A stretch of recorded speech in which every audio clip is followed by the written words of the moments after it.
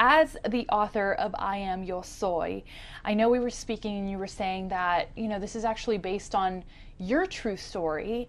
Kind of tell us about your experience with that. So growing up in California, I was Costa Rican American. My parents immigrated from Costa Rica in the 70s, but they instilled this Costa Rican pride in us. So I always thought I was Costa Rican until I would go to Costa Rica and then realize that I wasn't. I was American to them.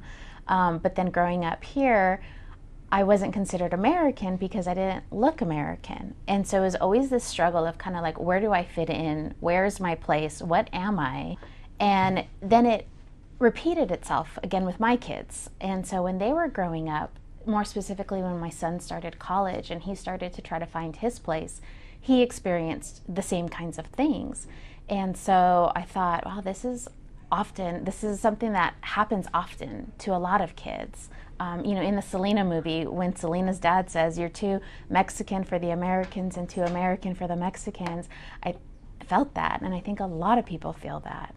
Absolutely. I think it's a topic that resonates with a lot of immigrant people who came here to the U.S. because it's not only about the way that you look, but it's also about those traditions and the customs and the sayings too, which is something that the book touches on. I really loved one part of the book that said, I am, ouch, kiss it better. But at the same time, I'm also sana colita de rana, which is just something that you can't even directly translate. It's just something that is said in our heritage and in our customs. And so I think that this book is really something so truly special. What inspired you to write it?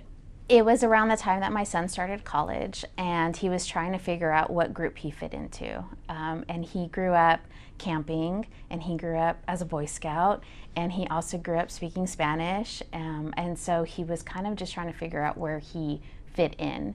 And so I thought of this idea of why do we have to be from one or the other? We're from both and we're 100% of that one and 100% of this one. And so I wanted a book to celebrate those differences rather than shine negative light on it. I wanted it to be a positive, uplifting experience. What's the part, do you think, that was the most personal for you? I know I shared with you about the sana colita de rana. It's something my parents used to tell me all the time, but what is it for you?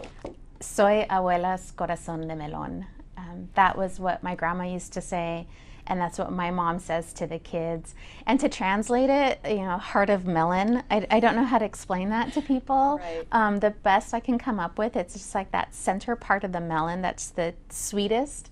And so that to me is so wonderful and so meaningful for me. How much do you think that being an immigrant has shaped your life now today? It's who I am. Those experiences that my mom and dad had shaped me who I am, and it's not just a switch that you can turn off. I'm not from here and then I turn it off and I become from there. It's this duality that exists at the same time, and it never switches off. It flows, right? Where one can be greater than the other, but I think it's just this ever-flowing change in everything that I do. It drives my thought processes, my creative processes. It drives what I do. And so I think that impact is something that I can't ever measure because I don't know exactly how much it is. I love that you mentioned that it just flows. I think as immigrants and as bilingual people, I don't know about you, but one of the questions that I get asked most often is, what language do you think in?